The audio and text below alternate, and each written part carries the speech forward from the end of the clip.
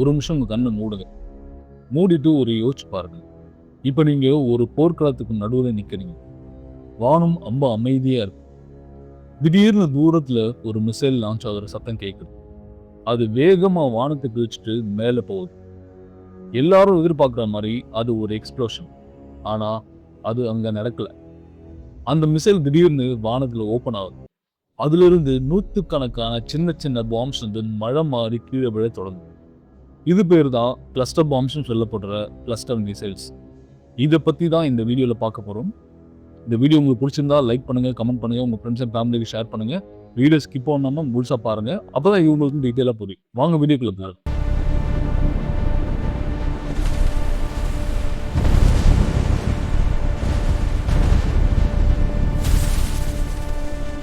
Cluster மிசைல்னா என்ன? Cluster மிசைல்ன்றது ஒரு சாதாரண மிசைல் இல்ல. அது ஒரு கண்டெய்னர் ஆஃப் வெப்பன். அதாவது வெளியே ஒரு பெரிய ஷெல் இருக்கும். அதுக்குள்ள பார்த்தீங்கன்னா பல சின்னதா ஏகப்பட்ட பாம்ப்லெட்ஸ் இருக்கும். இந்த பாம்ப்லெட்ஸ்லாம் ஒவ்வொன்றும் தனித்தனி எக்ஸ்ப்ளோசிவ். அதாவது இது எல்லாமே சேர்ந்தது தான் குத்துகுண்டுகள் அப்படின்னு சொல்லப்படுறது. ஒரு கிளஸ்டர் மிசைல் அட்டாக் எப்படி நடக்கிறது அப்படின்றத பார்த்துருக்கோம். ஃபர்ஸ்ட் மிசைல் வந்து லான்ச் ஆகும். அந்த லான்ச் அது டார்கெட் ஏரியாவை நோக்கி போகுது. டார்கெட் ஏரியாவுக்கு மேலே வந்ததும் மிசைல் எக்ஸ்ப்ளோட் ஆகுது. அதாவது நடுவானத்திலேயே. ஆனால் இது ஃபைனல் எக்ஸ்ப்ளோஷன் கிடையாது. அது ஒரு ஓப்பனிங் மெக்கானிசம். அந்த ஷெல் ஓப்பன் ஆகி உள்ள இருக்கிற 50, 100, 200 ஏகப்பட்ட பாம்பிள்ஸ் வந்து வெளியே பறக்கும். இது எல்லாமே வந்து ரேண்டமா நடக்கிறது இல்லை. குறிப்பிட்ட பேட்டர்ன்ல ஸ்ப்ரெட் ஆகும். அந்த பாம்ப்ஸ் எல்லாமே தரை அடையும் அல்லது ஏர்லி எக்ஸ்ப்ளோட் ஆகும். ஒரே நேரத்தில் பல எக்ஸ்ப்ளோஷன். ஒரு சாதாரண மிசைல் ஒரே ஒரு இடம் மட்டும்தான் தாக்கும். ஆனால் இந்த கிளஸ்டர் வெப்பன் ஒரு பெரிய ஏரியாவே கவர் பண்ணும். அதாவது ஒரு பாம்பும் ஒரு ஃபுட்பால் ஸ்டேடியம் அளவுக்கு உள்ள எல்லா இடத்தையும் அட்டாக் பண்ணி டேமேஜ் பண்றதுக்கான திறன் வாய்ந்தது. இந்த வெப்பன் ரொம்ப ரொம்ப ரொம்ப ரொம்ப டேஞ்சரஸ் ஆனது. ஏன்னா இதுல சில பாம்புகள் எக்ஸ்ப்ளோட் ஆகாம கூட இருக்கும். அது என்ன ஆகும்னா நிலத்திலேயே இருக்கும். யாராவது குழந்தைங்களோ இல்ல குடிமக்கள் யாராவதோ ஆக்சிடென்ட்டா அதை டச் பண்ணாங்கன்னா அது டிலேவா எக்ஸ்ப்ளோஸ் ஆகும். இதனாலதான் உலக நாடுகள்ல பலர் வந்து இதை பேன் பண்ணிட்டாங்க. கிளஸ்டர் அட்டாக் வெறும் பிசிக்கல் டேமேஜ் மட்டும் கிடையாது. இது ஒரு மென்டல் டேமேஜ். ஒரு மனுஷன் எக்ஸ்ப்ளோஷன் கேட்டாலே ஓடுவோம். ஆனா இங்க எல்லா இடத்துலையும் எக்ஸ்ப்ளோஷன் வரும். எல்லா இடத்துலையும் எக்ஸ்ப்ளோஷன் ஆகும்போது அந்த இடத்துல என்ன ஆகும்? ரொம்ப பெரிய குழப்பம் வரும். அதுக்கப்புறமா பேனிக் அண்ட் ஃபியர் வந்து கிரியேட் ஆகும். இது ஒரு சைக்கலாஜிக்கல் வார்ஃபேர் வெப்பன். இது ரொம்ப ரொம்ப ரொம்ப முக்கியம். ஒரு நாட்டை குழப்பறதுக்கும் மக்களை பயப்படுறதுக்கும். முன்னாடிலாம் வந்து கிளஸ்டர் வெப்பன்னா ஏதோ ரேண்டமா அன்கண்ட்ரோல்டா நடக்குது. ஆனா இப்பெல்லாம் ரொம்ப இன்டெலிஜென்ட்டா டார்கெட்டாக நடக்குது. முன்னாடிலாம் ஒரு பாம்புக்குள்ள பார்த்தீங்கன்னா வானத்திலேயே வெடிச்சு அது ஒரு நகரம் ஃபுல்லா எல்லா இடத்துலையும் போய் வெடிக்க வைக்கும். ஆனா இப்பெல்லாம் அப்படி இல்லை. ப்ரிசைஸா ஒரு சில கிளஸ்டர் பாம்ஸ் வந்து டார்கெட் எங்க இருக்கோ அதை நோக்கி சென்சாரோட மூவ் பண்ணுது. அதனால தான் இதை ரொம்ப ரொம்ப டேஞ்சர்னு சொல்றாங்க. இதுக்குள்ள இன்ஃப்ராரெட் சென்சார்ஸ் இருக்கு. குறிப்பிட்ட வெஹிக்கிளை கூட கரெக்டாக டிடெக்ட் பண்ணுது. அந்த அளவுக்கு ரொம்ப ப்ரிசைஸான டார்கெட் அச்சீவ் பண்றதுக்கு, அதை எலிமினேட் பண்றதுக்கு இதுக்குள்ள அட்வான்ஸ் டெக்னாலஜி இருக்கு. கிளஸ்டர் வெப்பன்றது area plus intelligence plus dangerous combination. அதாவது கிளஸ்டர் மிசைல்னு சொல்லப்பட்ட கொத்துக்குண்டு. இப்போ முன்னாடி ஒரு இன்சிடென்ட் பார்த்தோம். இப்போ வேற இன்சிடென்ட் ஒன்று பார்ப்போம். இப்போ நீங்க அதே மாதிரி கண்ணை மூடி ஒரு போர்க்களத்துக்கு நடுவில் இருக்கீங்க. வானத்திலிருந்து ஏகப்பட்ட ராக்கெட்ஸ் வருது. ஆனா அந்த நகரம் இன்னும் பாதுகாப்பாக தான் இருக்கு. ஏன் தெரியுமா? அதுக்கு பேர் தான் அயன்டோம். அயன்டோம்ன்றது பார்த்தீங்கன்னா short range air defence system. Rockets, artillery, short மிசைல்ஸை இன்டர்செப்ட் பண்ணணும். அதுதான் அயன்டோமோட வேலை. இது எப்படி வேலை செய்யுது அப்படின்றத பார்ப்பேன். ஒரு ராக்கெட் லான்ச் ஆனால் அயன்டோம் என்ன பண்ணணும் அப்படின்றத ஃபர்ஸ்ட் ஸ்டெப் பை ஸ்டெப்பாக பார்ப்போம். ஸ்டெப் 1 வந்து டிடெக்ஷன். அதாவது ரேடார் மூலியமா ராக்கெட்டை டிடெக்ட் பண்ணணும். 2வது ட்ராக்கிங். அந்த மிசைலோட பேத்தை கால்குலேட் பண்ணணும். அதுக்கப்புறமா அது எங்க விழும் அப்படின்றத ப்ரிசைஸா ட்ராக் பண்ணணும். அதுக்கப்புறமா டிசிஷன்ன்றது ரொம்ப ரொம்ப முக்கியமான விஷயம். ஒருவேளை அது நகரத்துக்கு நடுவில் மக்கள் நடமாட்டம் அதிகமான இருக்க பகுதியில் விழுது அப்படின்னு நினைச்சிச்சுன்னா உடனே அதை இன்டர்செப்ட் பண்ணணும். ஒருவேளை அது எம்டி லேண்ட் அப்படின்னா அதை இக்னோர் பண்ணணும். உதாரணத்துக்கு வயல்வெளிகளையோ இல்லை பாலைவனங்கள்லையோ அந்த மிசைல் போய் விழப்போகுது அப்படின்னா அதை வந்து வெடிக்க விட்டுறணும். தேவையில்லாம ஒரு மிசைலை லான்ச் பண்ணாம ஸ்டாப் பண்ணணும். இன்டர்செப்ஷன் எப்படி நடக்கும் அப்படின்னு பார்த்தீங்கன்னா தாமீர் ரக மிசைல் வந்து லான்ச் பண்ணோம். அது மின்டேர்லேயே எக்ஸ்ப்ளோஷன் ஆகும். மின்டேர்ன்றது எப்படின்னா உதாரணத்துக்கு ஒரு மிசைல் வந்து அட்டாக் பண்ண வருதுன்னா அந்த அட்டாக் இந்த மிசைலை போயிட்டு இது அட்டாக் பண்ணாது. அதாவது அந்த மிசைலுக்கு பக்கத்துல இருக்க போய் இது வெடிக்கும் போது கூட இருக்க அந்த டார்கெட் மிசைலும் வந்து பார்த்தீங்கன்னா வெடிச்சிடும். இது மூலியமா அந்த த்ரெட் வந்து டிஸ்ட்ராய் ஆயிடும். அயர்ன் டோம்ன்றது எல்லா மிசைலையும் இன்டர்செப்ட் பண்ணாது. ஸ்மார்ட்டான டிஃபென்ஸ் இருக்கும்.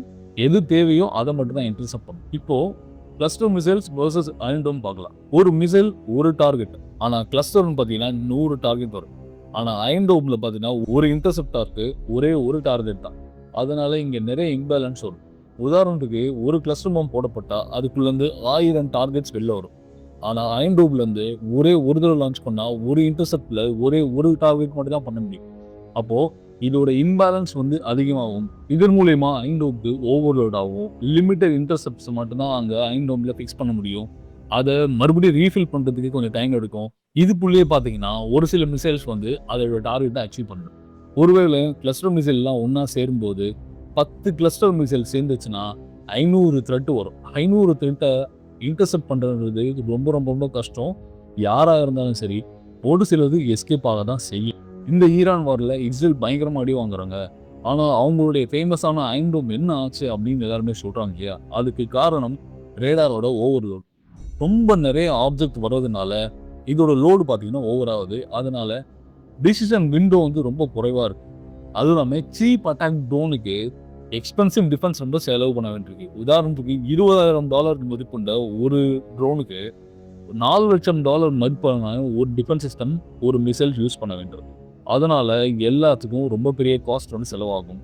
இதை இன்டர்செப்ட் பண்ண முடியுமான்னு கேட்டால் முடியும். ஆனால் இன்டர்செப்ட் பண்ணுறதுலையும் ஒரு சில டார்கெட்டு மிஸ் ஆகிறதுக்கான சான்சஸ் இதுக்குள்ளே இருக்கிறதுனால தான் நமக்கு ப்ராப்ளம்ஸே கிரியேட் ஆகும். ஒரு ரியல் சினாரியோ யோசிச்சு பாரு. 200 இன்கமிங் த்ரெட்ஸ் வருது. அயர்ன் டோம்ல 120 இன்டர்செப்ட் மட்டும்தான் இருக்கு. அப்போ 80 வந்து என்ன ஆகும்? ஹிட் ஆக தான் செய்யும். 80 ஹிட்டுன்றது எவ்வளோ பெரிய விஷயம், எவ்வளோ உயிர்கள் போகிறதுக்கான வாய்ப்புகள் இருக்கு. அதே மாதிரி மல்டி லேயர் டிஃபென்ஸ் சிஸ்டம்ன்றது ஒன்று இருக்கு. அதில் பார்த்தீங்கன்னா அது ஒரு சிங்கிள் சிஸ்டம் கிடையாது. அதுக்குள்ள மல்டிபிள் லேயர்ஸ் இருக்கு. லாங் ரேஞ்ச் டிஃபென்ஸ், அதுக்கப்புறமா high altitude interception, mid range defence வந்து மிட் ஏர் டிஃபென்ஸ், அதுக்கப்புறமா ஷார்ட் ரேஞ்ச் அதாவது அயர்ன் டோம். இதுதான் ஃபைனல் ப்ரொடெக்ஷன்.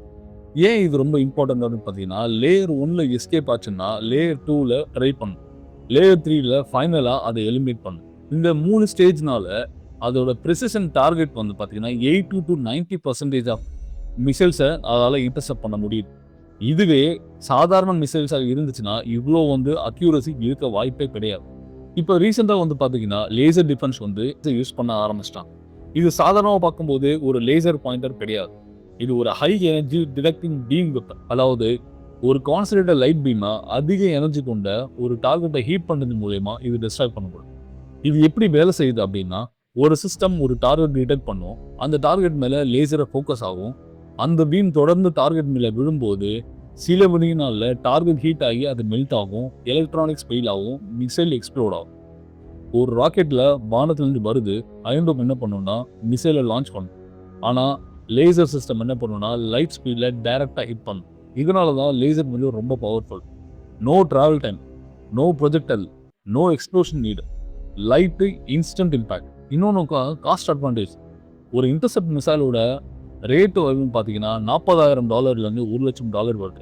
ஆனால் ஒரு லேசர் ஷாட் வந்து வெறும் ஃபியூ டாலர், அதாவது பார்த்தீங்கன்னா வெறும் எலக்ட்ரிசிட்டி மட்டும்தான் இதில் யூஸ் ஆக போகுது. அதுக்கு மேலே ஒன்றுமே கிடையாது. ஓகே, அப்படின்னா இது வந்து எந்த வித பிரச்சனையும் கிடையாது. இதில் வந்து எந்த ஒரு டிஃபால்ட்டும் கிடையாது அப்படின்னு கேட்டிங்கன்னா இதுலேயும் ஒரு சில ப்ராப்ளம் இருக்குது. ரெயினோ இல்லை ஃபால் அலர்ட் இருக்கும்போது இதோட எஃபிஷியன்சி ரொம்ப குறையும். அதே மாதிரி லாங் ரேஞ்ச் வந்து பவர் ரொம்ப குறையும். கண்டினியூஸாக எனர்ஜி இருந்துகிட்டே இருக்கும். ஏதாவது ஒரு சின்ன அட்டாக் வந்து எலக்ட்ரிசிட்டியில் ஆச்சுன்னா கண்டிப்பாக இதால் 100% அந்த லேசர் பீமை கொடுக்க முடியாதனால மிசைல் வந்து ஹிட் ஆகிறதுக்கான சான்சஸ் நிறைய இருக்குது. நம்மக்கிட்ட ப்ரிசைஸான டார்கெட் அச்சீவ் பண்ணுறதுக்கு சென்சார் பேஸ்டான ஏஐ வெப்பன்ஸ் நிறைய நம்மகிட்ட இருக்குது. ஆனால் ஃபியூச்சர் வார் எப்படி இருக்கும்னு பார்த்தீங்கன்னா அது swarm attacks, AI drones, multi layer defence. Iron Dome இன்னும் கூட பார்த்தீங்கன்னா எவால்வ் தான் ஆகும்.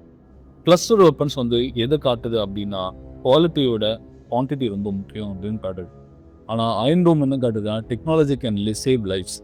நிறைய உயிர்களை காப்பாற்றுறதுக்கு டெக்னாலஜிஸ் ரொம்ப ரொம்ப முக்கியமான தேவையாக இருக்குது. அதுவும் இந்த மாதிரியான காலகட்டங்களில் போர்களை எப்போவுமே புனிதப்படுத்தக்கூடாதுன்னு ஒரு சொல்லவடை இருக்குது. எல்லா வாருமே மனுஷனுக்கு கெடுதல் தான் செய்ய போகுது. அதனால் ஒரு நாளும் நமக்கு நல்லது கிடையாது. ஆனாலும் ஆயுதங்கள் எல்லாரும் உற்பத்தி எதுக்காக பண்ணுறாங்க அப்படின்னா சக மனிதன் மேலே இல்லாத நம்பிக்கை தான். அதிகமான டெக்னாலஜிஸ் அதிகமான உயிர்களை காப்பாற்றும் அப்படின்னாலும் கூட அந்த டெக்னாலஜிஸ்னால நம்ம இன்னும் அதிகமான போர்களை தான் கிரியேட் பண்ணிட்டு இருக்கோமே தவிர, அதுலேருந்து நம்ம இன்னும் மீண்டு வரக்கூடியதா இல்ல. இந்த வீடியோ உங்களுக்கு பிடிச்சிருக்கும்னு நினைக்கிறேன். பிடிச்சிருந்தா லைக் பண்ணுங்க, கமெண்ட் பண்ணுங்க, உங்க ஃப்ரெண்ட்ஸ் அண்ட் ஃபேமிலிக்கு ஷேர் பண்ணுங்க. இதே மாதிரி நம்ம பிளேலிஸ்ட் இருக்கு. அந்த பிளேலிஸ்ட்ல பார்த்தீங்கன்னா, ஈரான், அமெரிக்கா அப்டேட் எல்லாமே நம்ம அதில குடுத்துட்டுருக்கோம். வேணா அதையும் கூட பாருங்க. பார்த்துட்டு உங்க கருத்துக்கள கமெண்ட்ல சொல்லுங்க. நாளைக்கு ஒரு வீடியோல பார்க்குறேன். அதுவரைக்கும் பை.